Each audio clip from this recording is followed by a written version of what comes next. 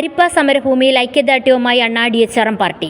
ഭൂപരിഷ്കരണത്തിലൂടെ ദളിതരെ ഭൂരഹിതരാക്കിയ ഇടതുപക്ഷം ഇനിയെങ്കിലും തിരുത്താൻ തയ്യാറാകണമെന്ന് പാർട്ടി സംസ്ഥാന ജനറൽ സെക്രട്ടറി സജി കൊല്ലം. വാർത്തകൾ വിശദമായി. ഭൂമിക്ക് വേണ്ടി ദീർഘനാളായി സമരം നടക്കുന്ന അരിപ്പ സമരത്തിന്റെ വാർഷിക സമ്മേളനത്തിൽ പങ്കെടുത്ത് അണ്ണാ-ഡി.എച്ച്.ആർ.എം പാർട്ടി ഐക്യദാർഢ്യം പ്രഖ്യാപിച്ചു. യോഗത്തിൽ പാർട്ടി സംസ്ഥാന ജനറൽ സെക്രട്ടറി സജി കൊല്ലം സമരക്കാർക്ക് അഭിവാദ്യമർപ്പിച്ച് സംസാരിച്ചു. ഭൂരഹിതരായ ദളിത് ജനതയെ ഭൂപരിഷ്കരണത്തിലൂടെ തുണ്ടുഭൂമികളിലേക്കും പിന്നീട് ലക്ഷം വീട് കോളനിയിലേക്കും തളച്ചിട്ട് ഇടതുപക്ഷം കൊടിയ ദളിത് വഞ്ചനയാണ് കാട്ടിയിട്ടുള്ളതെന്ന് സജി കൊല്ലം പറഞ്ഞു. ഇവിടുത്തെ മുന്നോക്കക്കാരായുള്ള വിഭാഗങ്ങൾക്ക് ഏക്കർ കണക്കിനും ഹെക്ടർ കണക്കിനും ഭൂമി പതിച്ചു കൊടുത്തു. ആ പതിച്ചു കൊടുക്കുന്നതിന് വേണ്ടിയുള്ള ഒരു മാനദണ്ഡം മാത്രമായിരുന്നു ഭൂപരിഷ്കരണ നിയമം എന്ന് പറയുന്നത്. അവിടെ നിന്ന് തുടങ്ങി ഇവിടുത്തെ ദളിത് ആദിവാസി പിന്നോക്ക വിഭാഗങ്ങൾ ഭൂമിക്ക് വേണ്ടിയുള്ള സമരത്തിന് വേണ്ടി ഇറങ്ങി നിൽക്കുന്നത്. എനിക്കറിയാം, എന്റെ അമ്മയുടെ പ്രായമുള്ള ഒരു അമ്മയാണെന്ന് പറയുന്നത്. ഇവിടുത്തെ അവസ്ഥ വ്യക്തമാണ്. 13 വർഷം ഇരുളിന്റെ വെളിച്ചത്തിൽ അങ്ങോട്ടോ അല്ലെങ്കിൽ ഇരുളിന്റെ പുറകിൽ അങ്ങോട്ടോ ഇങ്ങോട്ടോ തിരിഞ്ഞു പോകാൻ പറ്റാതെ, ഒരു തുണ്ട് വെളിച്ചം പോലും ഇല്ലാതെ അല്ലെങ്കിൽ വെള്ളം പോലും ഇല്ലാതെ ഇവിടെ ജനങ്ങൾ അല്ലെങ്കിൽ മനുഷ്യരാണ് ജീവിക്കുന്നത്.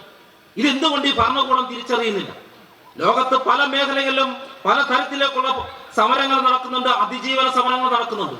പക്ഷേ ഇന്ത്യയിൽ മാത്രമാണ്, കേരളത്തിൽ മാത്രമാണ് ഭൂമിക്ക് വേണ്ടിയുള്ള സമരം നടക്കുന്നത്.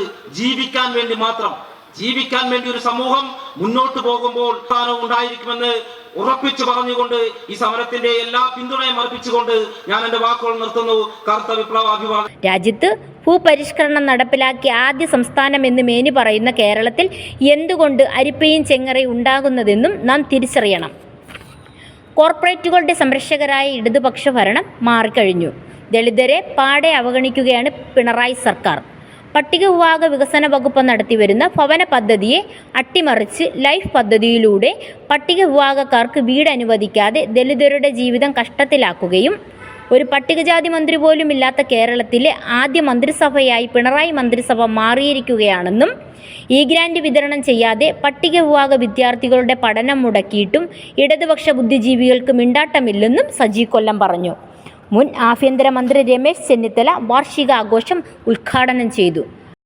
ആദിവാസി ദളിത് മുന്നേറ്റ സമിതി പ്രസിഡന്റും അരിപ്പ ഭൂസമര നായകനുമായ ശ്രീരാമൻ കൊയ്യോൻ അധ്യക്ഷത വഹിച്ചു. News desk പൊതുവിഷൻ.